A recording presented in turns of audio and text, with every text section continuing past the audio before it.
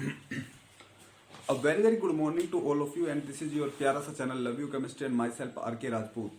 Guys so आज है हमारा पीजीटी केमिस्ट्री का जिसमें हमने जीओसी चला हुआ है 17 लेक्चर और 17 लेक्चर में जो इससे पहले वाला जो 16 लेक्चर था उसमें हमने कार्बन आयन पढ़ा था, उससे पहले हमने कार्बोकेटायन पढ़े थे। अगर किसी ने अभी तक चैनल को सब्सक्राइब नहीं किया तो प्लीज चैनल को सब्सक्राइब कर लीजिए और अगर किसी ने पहले वाले लेक्चर्स नहीं देखे हैं तो उन लेक्चर्स को देखिए, बहुत ही इंटरेस्टिंग लेक्चर्स है। आज हम रिएक्शन इंटरमीडिएट जीओसी में रिएक्शन इंटरमीडिएट जो हम पढ़ रहे हैं उसमें आज हम पढ़ने वाले हैं अपना next intermediate and that intermediate is known as free radical.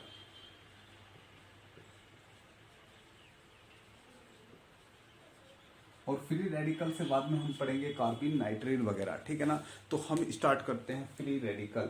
This जो ये आपका इंटरमीडिएट है, इस इंटरमीडिएट को वैसे तो हम पढ़ेंगे जब हम फ्री रेडिकल केमिस्ट्री अलग से ही पढ़ेंगे। हम फ्री रेडिकल केमिस्ट्री को अलग से पढ़ने वाले हैं क्योंकि उसकी कुछ अलग ही इंपॉर्टेंस है, ठीक है ना। तो उस केमिस्ट्री को हम अलग से ही पढ़ने वाले हैं। तो जब हम देखेंगे फ्री रेडिकल के बारे में, यहाँ पे हम थोड़ा बहुत स्टेबिलिटी ऑर्डर देख लेते हैं और फ्री रेडिकल कैसे बनते हैं, कैसे कैसे होते हैं, कितने टाइप के होते हैं, बस वो देख लेते हैं, ठीक है ना। और इसी लेक्चर में हम स्टार्ट कर देंगे कार्बिन और वहां पे उसे खत्म करके आई होप आज ये लास्ट लेक्चर होगा रिएक्शन इंटरमीडिएट का। और फिर इसके बाद में एक लेक्चर और लेके आ जाएंगे जिसमें हम क्वेश्चंस करेंगे, ठीक है ना। तो मैं बस यही कहना चाहता हूं आप लोगों को, प्लीज बी फोकस, ठीक है ना, समझ में आया? ओके, तो आप लोग अब अच्छे से पढ़ना स्टार्ट कर दीजिए क्योंकि अब टाइम ज़्यादा नहीं है, टाइम बहुत ही कम है आप लोगों के पास और सिलेबस बहुत ज़्यादा है, सिलेबस बहुत ज़्यादा है, ठीक है ना। और ऑर्गेनिक केमिस्ट्री तो वैसे भी बहुत बड़ी है। आप ऑर्गेनिक केमिस्ट्री को ही 3-4 मंथ में नहीं कर सकते, बाकी केमिस्ट्री तो कैसे करोगे। इसलिए कहता हूँ पढ़ना स्टार्ट कर दो, दिन रात एक कर दो, ठीक है ना। तो मैं कहा करता हूं कि सोचने से नहीं मिलते तमन्नाओं के शहर, सोचने से नहीं मिलते तमन्नाओं के शहर, ठीक है। मंजिल पाने के लिए चलना भी होता है, मंजिल पाने के लिए चलना भी होता है। इसलिए अब आप लोगों को करना क्या है कि आप लोगों को अपनी अगर मंजिल पानी है तो आप लोगों को खुद से चलना होगा, सोचना बंद, ज़्यादा सोचना बस ये नहीं करना होगा कि बस सोचते रहो कि हाँ भाई मैं पीजीटी क्लियर करूंगा या ये करूंगा वो करूंगा। भाई सोचने से कुछ नहीं होता, सोचना है, सोचो, हाँ सोचना अच्छा है, लेकिन जो आप सोच रहे हो सोचने को आप प्रॉपर वे में करना भी है आपको। मैं बात कर रहा हूँ प्रॉपर वे में, ठीक है ना। ये नहीं कि आज हमने कुछ शेड्यूल बनाया और कल को बस, ठीक है ना। तो इसलिए आपको क्या करना है, अच्छे से अब चलना है, जब भी आपको अपनी मंजिल मिलेगी। अदरवाइज आपको अपने तमन्नाओं के शहर से वंचित रहना पड़ेगा, ठीक है ना। और ये कुछ बड़ी बात नहीं है कि आप क्योंकि देखो एग्जाम क्लियर भी हम जैसे ही लोग करते हैं, ठीक है ना। तो एग्जाम क्लियर करना कोई बड़ी बात नहीं है, बट उसके लिए आपको पढ़ना पड़ेगा अच्छे से। तो हम स्टार्ट करने जा रहे हैं आज फ्री रेडिकल। तो देखो गाइस, मैंने जिस दिन आपको थोड़ा बहुत बताया था फिजन्स के बारे में, वहां पे मैंने कहा था there are 2 type of fissions, one is heterolytic fission and another one is homolytic fission. हमने जो कार्बोकेटायन और कार्बन आयन में पढ़ा वो था हेट्रोलाइटिक फिजन, ठीक है ना। फ्री रेडिकल्स में जो हमारे काम आएगा वो है homolytic fission. Just have a look, let's say I have this compound, I have this compound and the electronegativity, let me represent by chi, electronegativity of carbon is equal to electronegativity of Z। मान लो इन दोनों की जो electronegativity है वो लगभग same है, तो यहाँ पे जो बॉन्ड ब्रेक होगा वो होमोलैटिकली होगा। वो बॉन्ड इस टाइप से ब्रेक होगा कि जो बॉन्डिंग इलेक्ट्रॉन है वो एक इलेक्ट्रॉन इस कार्बन के पास जाएगा, एक इस जेड के पास जाएगा, तो आपको मिलेगा क्या, CH3 डॉट और जेड डॉट। इन्हें कहते हैं फ्री रेडिकल्स, ठीक है। जहां पे कार्बन के ऊपर या किसी भी एटम के ऊपर जहां पे एक इलेक्ट्रॉन होगा उन्हें फ्री रेडिकल कहते हैं। तो ये हो गया आपका कार्बन फ्री रेडिकल। और आज हम इन्हीं स्पीसीज को पढ़ने वाले हैं। और जैसा कि आप देख रहे हो इन स्पीसीज में एक इलेक्ट्रॉन एक्स्ट्रा नहीं कहेंगे, एक इलेक्ट्रॉन प्रेजेंट है अलग से, तो हम इन स्पीसीज को कहेंगे ऑड इलेक्ट्रॉन स्पीसीज। क्या कहेंगे, ऑड इलेक्ट्रॉन स्पीसी कहेंगे। अब आप ध्यान से देखो, अगर मैं CH3 की ही स्ट्रक्चर बनाऊं तो यहाँ पे 1 2 3 4 5 6 एंड 7 इलेक्ट्रॉन प्रेजेंट है। कितने इलेक्ट्रॉन प्रेजेंट है, 7 इलेक्ट्रॉन्स प्रेजेंट है, इसलिए मैं इसे कहता हूं ओड इलेक्ट्रॉन स्पीसी। क्या कहते हैं हम इसे? ओड इलेक्ट्रॉन स्पीसी कहते हैं। अब ध्यान से देखो, अभी भी ऑक्टेट कंप्लीट करने में इसे इलेक्ट्रॉन की नीड है, तो ये एक इलेक्ट्रॉन डेफिशिएंट स्पीसी है। इलेक्ट्रॉन डेफिशिएंट स्पीसी है। इलेक्ट्रॉन डेफिशिएंट स्पीसी है तो ये एज अ इलेक्ट्रोफाइल बिहेव करेगा। इलेक्ट्रोफाइल बिहेव करेगा, एज अ इलेक्ट्रोफाइल बिहेव करेगा। अगर हम बात करें शेप और हाइब्रिडाइजेशन की, अगर हम बात करें शेप और हाइब्रिडाइजेशन की, तो जनरली मैं दो पार्ट में इन्हें डिवाइड करता हूं। कितने पार्ट में डिवाइड करता हूं? दो पार्ट में मैं इन्हें डिवाइड करता हूं। ध्यान से देखना, इसका जनरल जब आप हाइब्रिडाइजेशन देखोगे 3.5 होगा, तो वहां पे यानी कि जो यहाँ पे जेड की वैल्यू होगी, आप कह लो ऑर्बिटल या सिग्मा बॉन्ड की बात करो, तो 3.5 आपके आएंगे। कैसे? 1 2 3 एंड इसे आप आधा मानोगे तो 3.5, तो ये 3 भी हो सकता है और ये 4 भी हो सकता है। अगर 3 होगा तो हाइब्रिडाइजेशन sp2 होगा, अगर 4 होगा तो हाइब्रिडाइजेशन sp3 होगा। तो जनरली माना क्या गया, देखा क्या गया है कि जो एल्काइल फ्री रेडिकल्स होते हैं, जो एल्काइल फ्री रेडिकल्स होते हैं, एल्काइल फ्री रेडिकल्स होते हैं, वो इस कैटेगरी से बिलोंग करते हैं। एल्काइल फ्री रेडिकल पहली कैटेगरी से बिलोंग करते हैं। और अगर जो आपके फ्री रेडिकल है उनमें इस टाइप से हेलोजन एटम्स लगे हुए हैं, तो ये जो है इस कैटेगरी से बिलोंग करते हैं। ये आपके पिरामिडल शेप रखेंगे, पिरामिडल शेप होगी। इनके पास कौन सी शेप होगी? पिरामिडल। और इनके पास जो शेप होगी वो होगी ट्राइगोनल प्लेनर। समझ में आ रहा है? कैसी शेप होगी? ट्राइगोनल प्लेनर शेप होगी। जनरली है क्या, यहाँ पे कार्बन है और कार्बन के पास आप लोन पेयर है और एच एच एच, इस टाइप से ये होंगे। लेकिन यहीं पे अगर मैं बात करूं इसकी, तो 3 F ऐसे लगे होंगे, ऐसे 3 F लगे होंगे। ये है आपका फ्री रेडिकल। ऐसा हुआ क्यों? क्योंकि यहाँ पे जो तीनों एटम है वो इलेक्ट्रोनेगेटिव और लोन पेयर कंटेनिंग एटम है, तो उनसे रिपल्सन होता है, इसलिए यहाँ पे शेप इस टाइप की बन जाती है। और यहाँ पे आपकी प्लेनर शेप रह जाती है, क्योंकि यहाँ पे ये स्मॉलेस्ट एटम्स लगे हैं, उनके पास कोई लोन पेयर भी नहीं है, तो इतना यहाँ पे हिंड्रेंस नहीं होगा, तो इसके कारण इसकी शेप ट्राइगोनल प्लेनर होगी। आगे से बस आपको अब याद रखना है कि इनकी शेप होती है ट्राइगोनल प्लेनर और वो सॉरी ट्राइगोनल पिरामिडल, और इनकी शेप होती है ट्राइगोनल प्लेनर। sp3 हाइब्रिडाइजेशन होता है और इनमें आपका sp2 हाइब्रिडाइजेशन होता है। I think you got it. वैसे तो हम इनकी जो केमिस्ट्री पढ़ेंगे फिर रेडिकल्स की, वो अलग से ही पढ़ेंगे, वहां पे हम बहुत अच्छे से पढ़ेंगे, इनके रिएक्शंस पढ़ेंगे, ठीक है ना, कैसे कैसे इनका मैकेनिज्म होता है, वो सब कुछ पढ़ने वाले हैं। जैसा कि आपने मैकेनिज्म इनका पढ़ा भी होगा कि इनिशिएशन स्टेप होता है, प्रोपेगेशन स्टेप होता है, इनिफिशन स्टेप होता है, वो सब हम वहां पे पढ़ेंगे, ठीक है ना। बस यहाँ पे हम थोड़ा बहुत बात करेंगे इनकी स्टेबिलिटी की। जैसे कि हम पढ़ने वाले हैं इन्हें कौन कौन सी रिएक्शन में, हम इन्हें वोल्टेज रिएक्शन में पढ़ेंगे, कोल्बे प्रोसेस में पढ़ेंगे, वोल्टेज में पढ़ेंगे, कोल्बेज में पढ़ेंगे, और सब्स्टिट्यूटेड इन एल्काइंस में पढ़ेंगे। एल्काइंस में जो सब्स्टिट्यूटेड होगा और सब्स्टिट्यूशन होगा, और एंटी मार्कोनिक ऑफ एडिशन पढ़ेंगे हम यहाँ पे। जहाँ पे हम एंटी मार्कोनिक ऑफ एडिशंस पढ़ेंगे वहां पे हम इन्हें पढ़ेंगे। आप देखोगे रिएक्शन मैकेनिज्म में कि जहां पे मैं H2O2 या H लिख दूंगा वहां पे एंटी मार्कोनिक ऑफ, वो बात की बात है, ठीक है ना। तो हम इन्हें इन रिएक्शंस में पढ़ने वाले हैं। जब हम रिएक्शन मैकेनिज्म देखेंगे वहां पे देखेंगे, और वैसे तो हम इनकी जो फ्री रेडिकल की मैकेनिज्म है वो वहां पे मैं आपको कहूंगा कि हम अलग से इनकी केमिस्ट्री पढ़ेंगे हम, क्योंकि इनकी फ्री रेडिकल की केमिस्ट्री ही हम अलग से पढ़ने वाले हैं। वहां पे हम इनका सब कुछ देखेंगे। समझ में आ रहा है? समझ में आ रहा है, ठीक है ना। बस हम सीधा चलते हैं इनकी स्टेबिलिटी के ऊपर, and that is the important thing for the GOC purpose. GOC के पर्पज से हमारे लिए जो इम्पोर्टेंट थिंग है वो है इनका स्टेबिलिटी ऑर्डर। और स्टेबिलिटी ऑर्डर की अगर हम बात करें तो ये इलेक्ट्रॉन डेफिशिएंट स्पीसी है, तो ये भी आपका इनका भी जो स्टेबिलिटी ऑर्डर होगा वो एज कार्बोकैटायन ही होगा, ठीक है ना, कार्बोकैटायन के जैसे ही होगा। जैसे कि अगर मैं बात करूं CH3 free radical, CH3 CH2 free radical, CH3 CH3 free radical, और CH3 फ्री रेडिकल।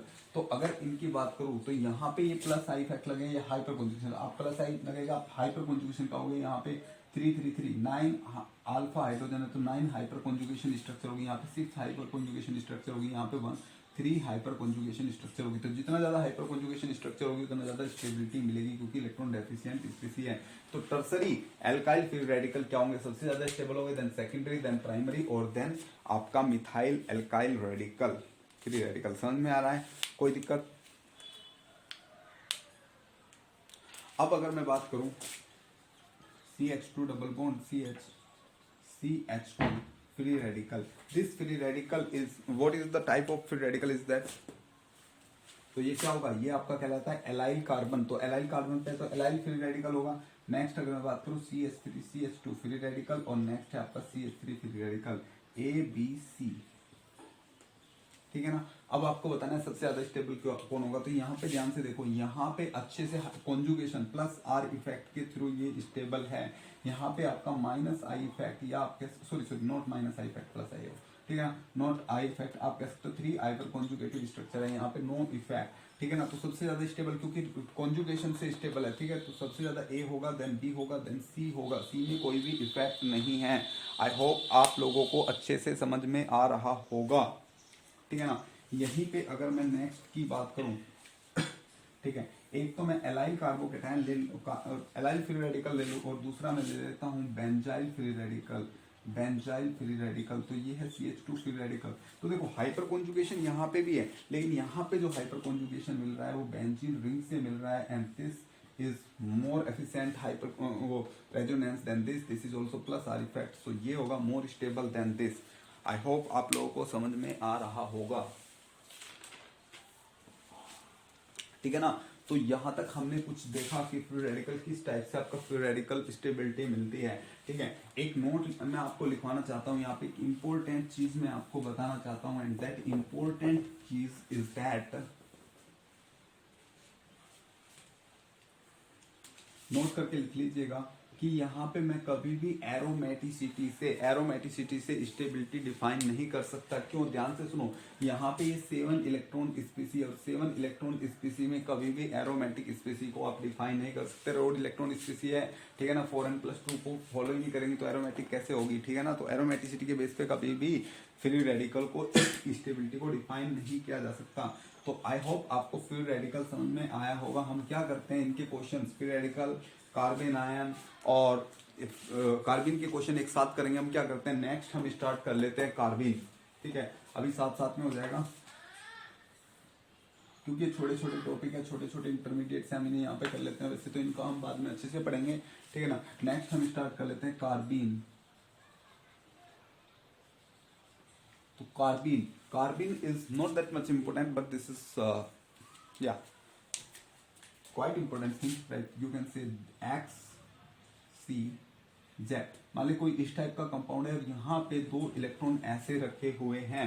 तो ध्यान से देखो, ये आपका कंपाउंड है और इस कंपाउंड में 2 सिग्मा बॉन्ड है, 2 सिग्मा बॉन्ड है, और 2 आप कह सकते हो नॉन बॉन्डेड इलेक्ट्रॉन्स हैं, ठीक है ना, नॉन बॉन्डेड इलेक्ट्रॉन्स है। तो ये इस टाइप की जो भी स्पीसी होगी, इस टाइप की जो भी स्पीसी होगी, वो स्पीसी क्या कहलाएगी, कार्बिन कहलाएगी। वो स्पीसी क्या कहलाएगी, कार्बिन कहलाएगी। अगर आप यहाँ पे भी देखोगे तो 1 2 3 4 5 6 इलेक्ट्रॉन्स है। तो इलेक्ट्रॉन डेफिशिएंट है, क्या है, इलेक्ट्रॉन डेफिशिएंट स्पीसी है। कैसी स्पीसी है, इलेक्ट्रॉन डेफिशिएंट है। तो ये भी एज इलेक्ट्रोफाइल के जैसे बिहेव करेंगे।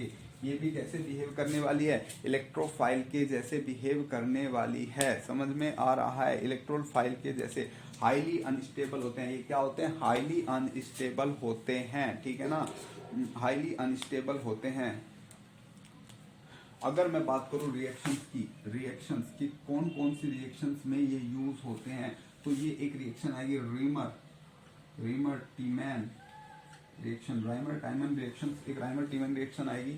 वहां पे ये इसकी मीन्स ये एज अ इंटरमीडिएट बनेगा, ठीक है ना। एक रिएक्शन आएगी कार्बिल एमीन।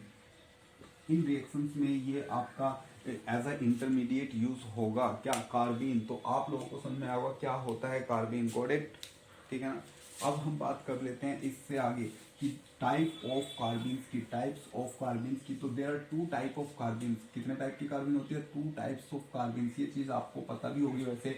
एक होती है सिंगलेट सिंगलेट कार्बिन, एक होती है ट्रिपलेट कार्बिन। कौन कौन सी कार्बिन? एक सिंगलेट कार्बिन, एक ट्रिपलेट कार्बिन। अगर मैं देखूं तो कार्बिन जनरली आप इस टाइप से शो करते हो, यहाँ पे एक्स लगाए, यहाँ पे जेड लगाए, और इस टाइप से आप शो करते हो कार्बिन को, ठीक है ना। या आप जनरली CH2 ऐसे भी लिख सकते हो, यही तो आप कार्बिन को शो करते हो। या आप कह लेते हो CCl2, ये कार्बिन, ठीक है ना। ये हेलोजन इसके साथ जुड़ गए तो आपका हेलोजन के साथ जुड़ी हुई कार्बिन होगी, ठीक है ना। आप ऐसे शो कर सकते हो C6H5CH, ये फिनाइल कार्बिन होगी, ठीक है ना। फिनाइल कार्बिन होगी, डाइक्लोरोकार्बिन होगी, हाइड्रोकार्बिन होगी, ठीक है ना। ऐसे आप कार्बिन ये ले सकते हो। समझ में आ रहा है? या मिथाइल कार्बिन भी हम इसे कह सकते हैं।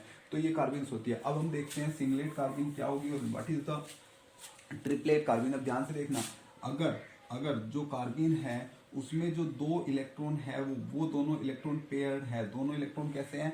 पेयर्ड है, तो वो कहलाती है सिंगलेट कार्बिन। क्यों कहलाएगी? अभी ध्यान से देखो, अगर वो आपका CH2 में जो दो इलेक्ट्रॉन है वो अनपेयर्ड इलेक्ट्रॉन है, वो अनपेयर्ड सेम स्पिन वाले इलेक्ट्रॉन है, तो वो कहलाती है ट्रिपलेट। इसमें कैसे हमने बात कैसे करी कि ये ट्रिपलेट है? देखो आप देखो ध्यान से, अगर आप स्पिन देखोगे तो टोटल स्पिन इसकी 0 हो जाएगी, और अगर मैं मल्टीप्लिसिटी की बात करूँ तो 2s+1 that is 1 means spin multiplicity यहाँ पे कितनी आ रही है? 1 आ रही है। तो इसलिए इन्हें सिंगलेट कार्बिन कहा जाता है। इसके केस में बात करो तो स्पिन मल्टीप्लिसिटी की वैल्यू 1 आ रही है, आप यहाँ से आप यहाँ से, तो 2s+1 दैट इज 3 मीन्स ये ट्रिपलेट कार्बिन इसलिए कही जाती है। आप लोगों को समझ में आ रहा होगा कि ट्रिपलेट कार्बिन कौन सी होगी और कौन सी आपकी सिंगलेट कार्बिन होगी।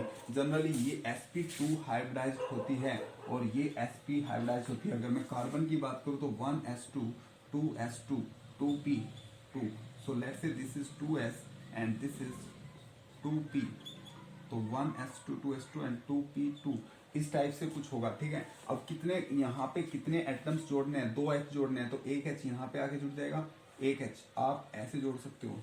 दूसरा मार्कर यूज कर लेता हूँ, एक h यहाँ पे आके जुड़ जाएगा, एक h यहाँ पे आके जुड़ जाएगा, तो ये आपकी कार्बन बनेगी। और हाइब्रिडाइजेशन कौन सा होगा? यहाँ पे हाइब्रिडाइजेशन होगा sp2 होगा तो कैसी शेप होगी जी? बोलो sp2 होगा तो शेप कैसी होगी?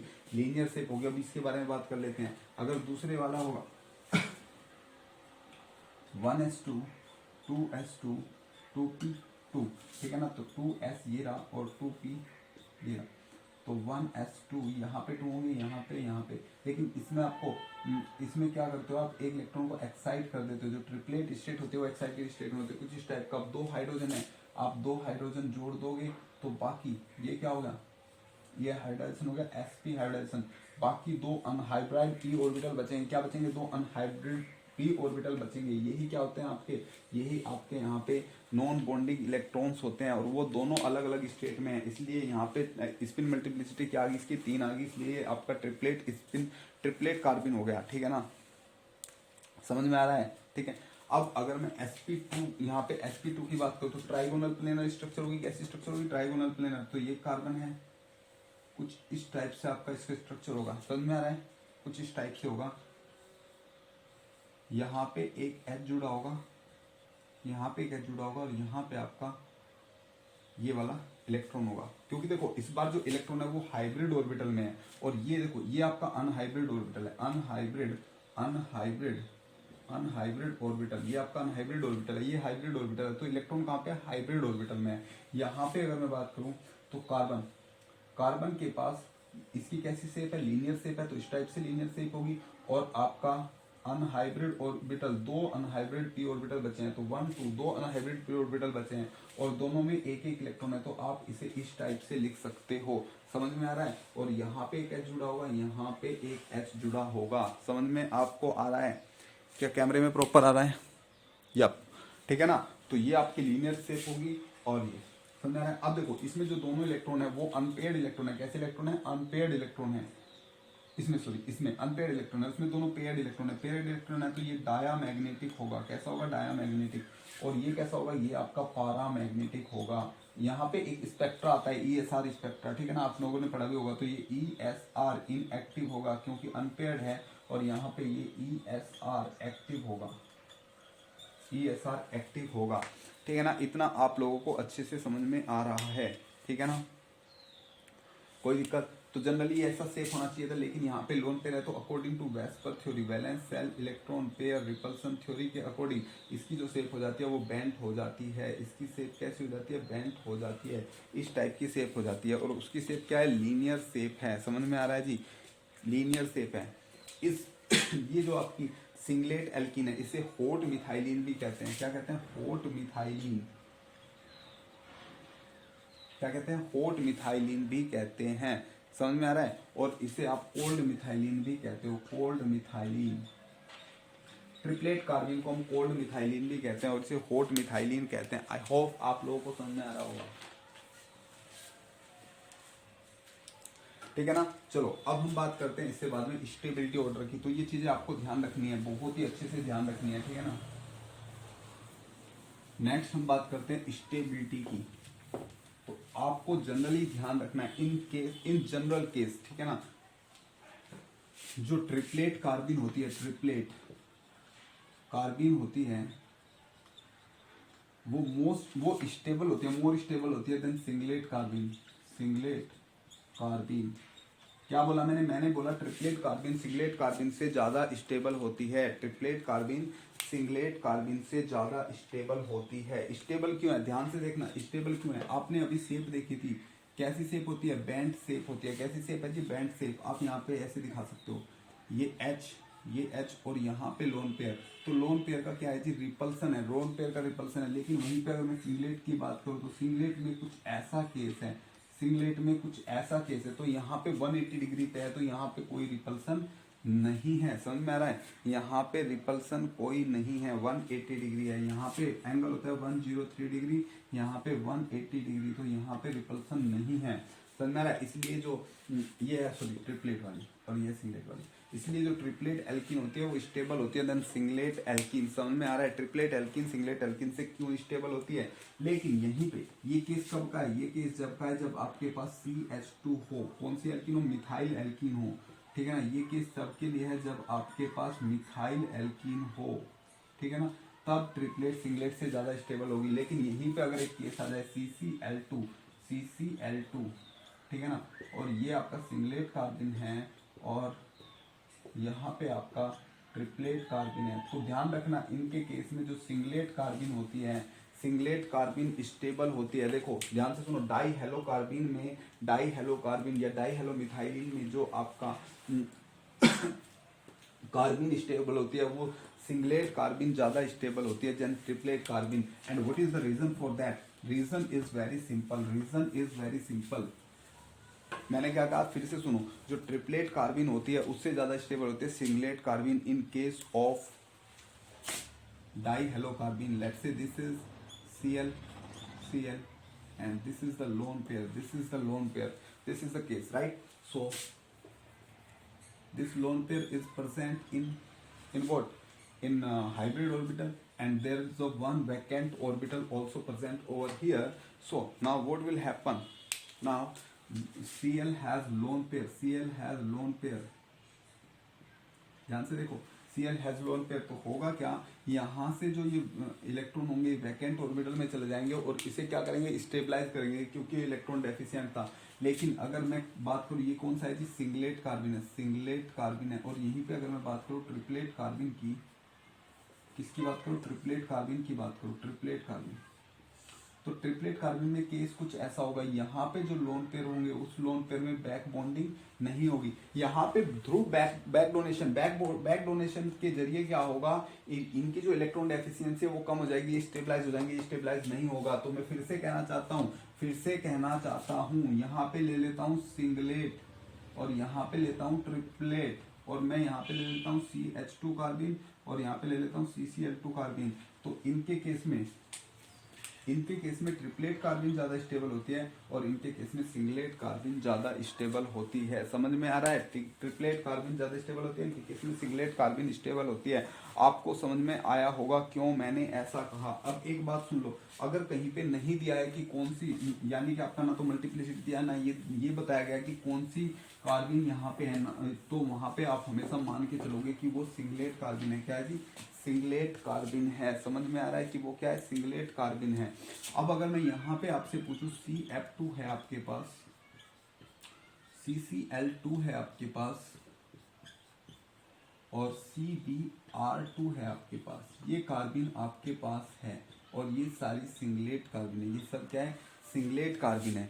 अब अगर इसमें पूछा जाए कि सबसे ज़्यादा स्टेबल कार्बिन कौन सी होगी, सबसे ज़्यादा स्टेबल कार्बिन कौन सी होगी, तो आप बताओगे। देखो आप क्या कहोगे कि इनमें सिंगलेट कार्बिन स्टेबल होते हैं, हाँ जी, तो ये सबसे ज़्यादा ये सारी स्टेबल होगी, ठीक है, स्टेबल सारी होगी, लेकिन सबसे ज़्यादा स्टेबल कौन होगा? तो मैंने कहा है इनमें मैंने कंसेप्ट पढ़ा है बैक बॉन्डिंग का, जिसमें सबसे ज्यादा बैक बॉन्डिंग होगी वहीं पे क्या होगा, जिसमें सबसे ज्यादा बैक बॉन्डिंग होगी वहीं पे वही कार्बन क्या होगी, ज्यादा स्टेबल होगी। चलो मैं एक एक की बात कर लेता हूँ। ये है जी CFF और यहाँ पे कुछ इस टाइप से है, यहाँ पे है जी लोन पेयर प्रेजेंट, तो क्या होगा, जो इसके लोन पेयर है F वाले, वो यहाँ पे आसानी से डोनेट हो जाएंगे, ठीक है ना। ओके, CCl2 की अगर मैं बात करूं,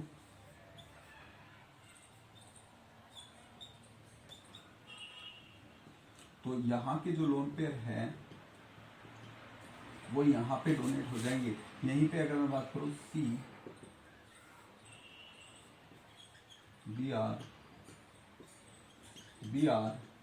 तो यहाँ पे बैक बॉन्डिंग प्रॉपर नहीं हो पाएगी। क्यों प्रॉपर बैक बॉन्डिंग नहीं हो पाएगी? ध्यान से देख लो, यहाँ पे अगर मैं बैक बॉन्डिंग की बात करूँ तो जो कार्बन के पास जो वैकेंट ऑर्बिटल है वो 2p वैकेंट ऑर्बिटल है। फ्लोरीन के पास जो वैकेंट ऑर्बिटल, वो जो इलेक्ट्रॉन रिच ऑर्बिटल है, यानी कि इलेक्ट्रॉन जिसमें इलेक्ट्रॉन प्रेजेंट है, जिसमें लोन पेयर प्रेजेंट है, वो जो ऑर्बिटल है वो 2p है। तो यहाँ पे जो ओवरलैपिंग हो रही है, जो बैक बॉन्डिंग हो रही है, वो 2p ओवरलैपिंग से हो रही है। यहाँ पे जो बैक बॉन्डिंग हो रही है वो 2p 3p ओवरलैपिंग से हो रही है, 2p 3p। और यहाँ पे जो ओवरलैपिंग होनी चाहिए वो 2p 4p से होगी, 2p 4p। तो देखो ध्यान से सुनो, बैक बॉन्डिंग 2p बहुत ही अच्छी, बेस्ट ओवरलैपिंग होगी। यहाँ पे ठीक ठाक होगी, गुड फेयर होगी, लेकिन यहाँ पे ओवरलैपिंग होगी नहीं, वहाँ पे बैक बॉन्डिंग नहीं होगी। तो इसमें सबसे स्टेबल ये हो जाएगा, उससे कम स्टेबल ये और उससे कम स्टेबल ये। आई होप आप लोगों को समझ में आ रहा होगा कि यहाँ पे मैंने स्टेबिलिटी आप लोगों को कैसे दिखाई है, ठीक है ना। तो ऐसे आप कार्बन को देख लोगे कि कौन ज़्यादा स्टेबल होगा और कौन कम स्टेबल होगा। समझ में आ रहा है? हाँ भाई, ठीक है जी। तो यहाँ पे हमारा जो नेक्स्ट जो आपका इंटरमीडिएट था, ये जो कार्बिन इंटरमीडिएट था, ये यहाँ पे खत्म हो चुका है और इसमें आपको काफ़ी अच्छे समझ में आया होगा कि कैसे कैसे हमने बताया कि कौन ज़्यादा स्टेबल होगा, कैसे कैसे होगा, ठीक है।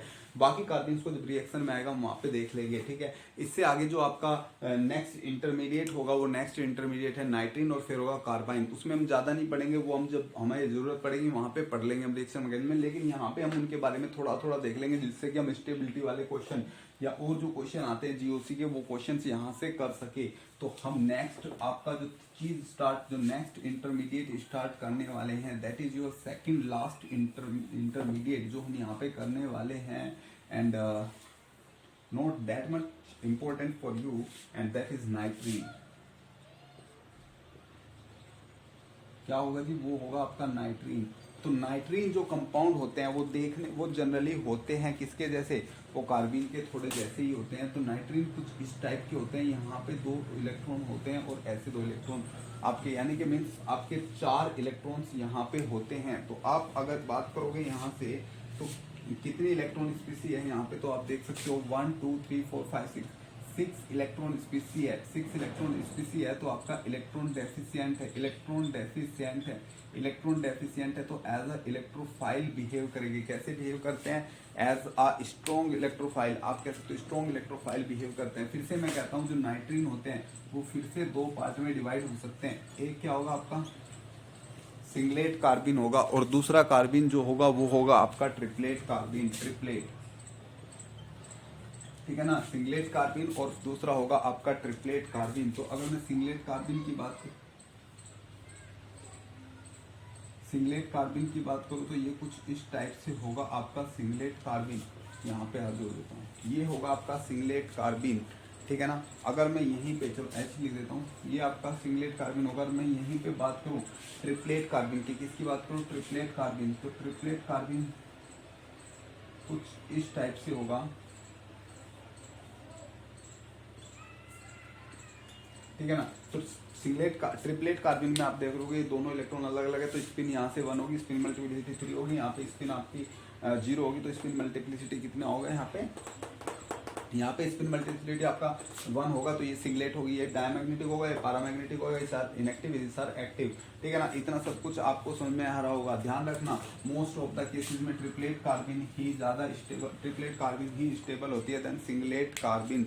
समझ में आया जी। तो यहाँ पे बस इतना ही हमें पढ़ना था नाइट्रीन्स में, इतना ही पढ़ना था नाइट्रीन्स में। क्वेश्चन देखेंगे हम बाद में, ठीक है ना। तो ये था हमारा नाइट्रीन वाला पोर्सन। एंड अब आपका जो नेक्स्ट एंड लास्ट आपका इंटरमीडिएट बचा है, उसके बारे में भी हम ज्यादा नहीं पढ़ेंगे, थोड़ा बहुत पढ़ेंगे। That is benzene,